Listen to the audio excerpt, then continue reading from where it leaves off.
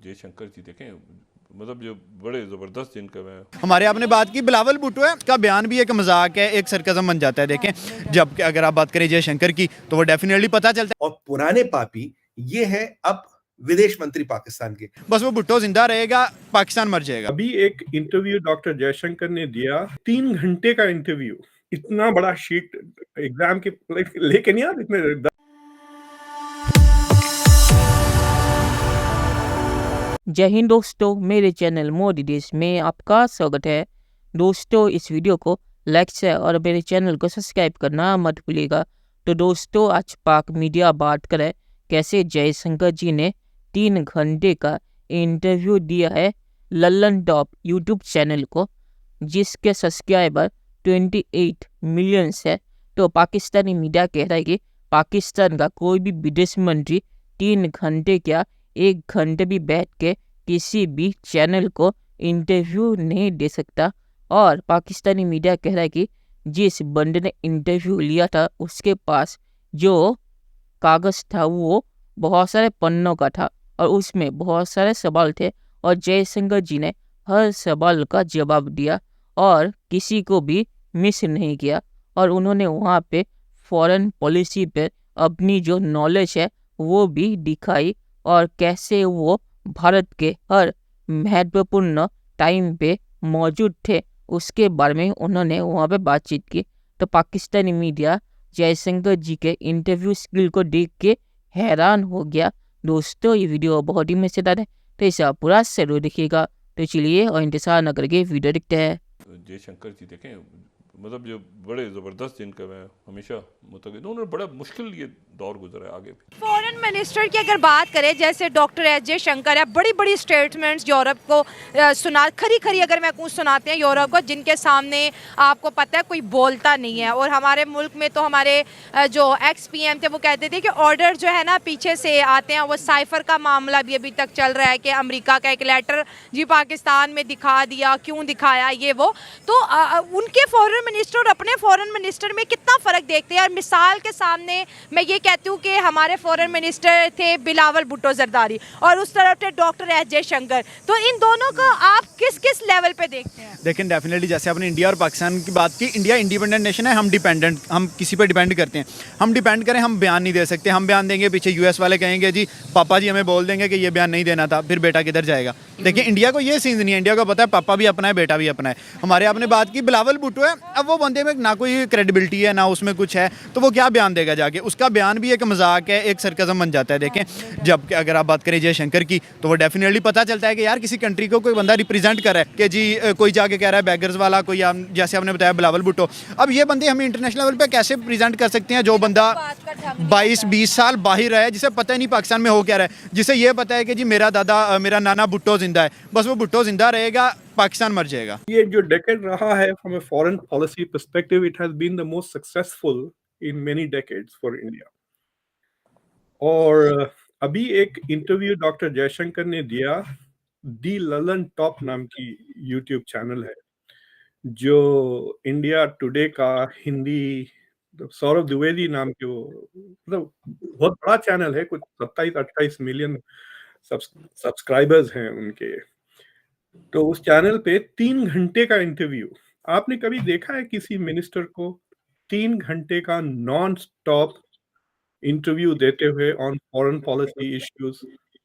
सौरभ इतना बड़ा sheet exam के लेके नहीं यार, इतने 10-15 पेजेस की डॉक्यूमेंट वो शीट्स लेके बैठे थे। So he was going from topic to topic, लेकिन हर टॉपिक में 5-5 6 सवाल थे उनके। तो when he talked about India Sri Lanka, उसमें 5-6 सवाल थे।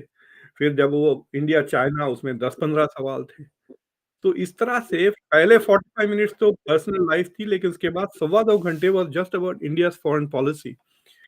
लेकिन वो जो 45 मिनट का जो इंटरव्यू हुआ सौरभ के साथ, जो फर्स्ट 45 मिनट्स, उससे ये पता चला कि इंडिया की जो पिछले 30-40 साल के जो सारे मेजर फॉरेन पॉलिसी चीजें हुई हैं, इश्यूज कहिए या इवेंट्स, उन सब में डॉक्टर जयशंकर वाज इन्वॉल्व।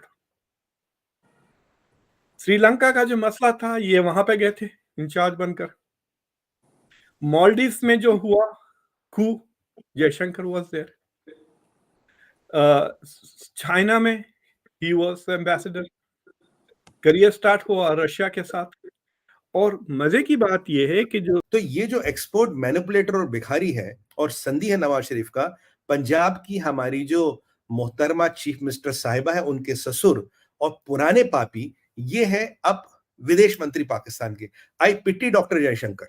मतलब ऐसे ऐसे नमूनों से अगर उनको मिलना पड़ेगा, डॉक्टर साहब जरा आप मतलब कुछ अपनी व्यवस्था करिएगा और अपना घड़ी पर्स वर्स ना फोन देखिएगा यार, मिलने के बाद कहीं निकाल तो नहीं गए, इनका कुछ नहीं पता। देखिए हमारे डॉक्टर जयशंकर साहब तो जेंटलमैन आदमी है, शरीफ सभ्य परिवार से आते हैं, अब ये तो एक नंबर के नंबर ही है, क्या कब निकाल ले मुझे भी नहीं पता लगेगा।